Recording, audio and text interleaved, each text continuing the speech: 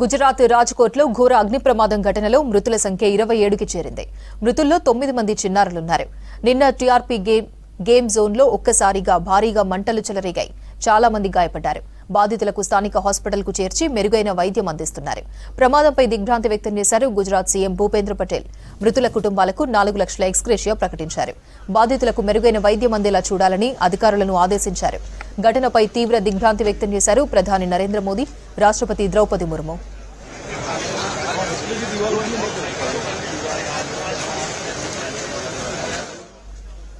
ప్రమాద స్థలాన్ని పరిశీలించారు సీఎం భూపేంద్ర పటేల్. పోలీసు ఉన్నతాధికారులు ప్రమాదంపై స్థానికులను అడిగి తెలుసుకున్నారు.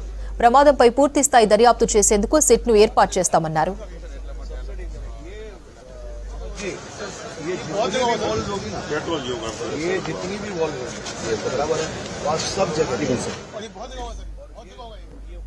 గుజరాత్ రాజ్కోట్లో ఘోర అగ్ని ప్రమాదం ఘటనలో మృతుల సంఖ్య 27కి చేరింది.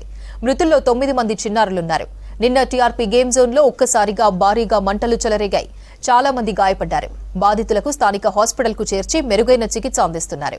ప్రమాదంపై దిగ్భ్రాంతి వ్యక్తం చేశారు గుజరాత్ సీఎం భూపేంద్ర పటేల్. మృతుల కుటుంబాలకు 4 లక్షల ఎక్స్గ్రేషియా ప్రకటించారు.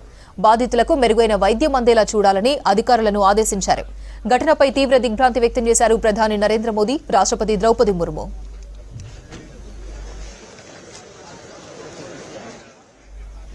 ప్రమాద స్థలాన్ని పరిశీలించారు సీఎం భూపేంద్ర పటేల్. పోలీసు ఉన్నతాధికారులు ప్రమాదంపై స్థానికులను అడిగి తెలుసుకున్నారు. ప్రమాదంపై పూర్తిస్థాయి దర్యాప్తు చేసేందుకు సిట్ను ఏర్పాటు చేస్తామన్నారు.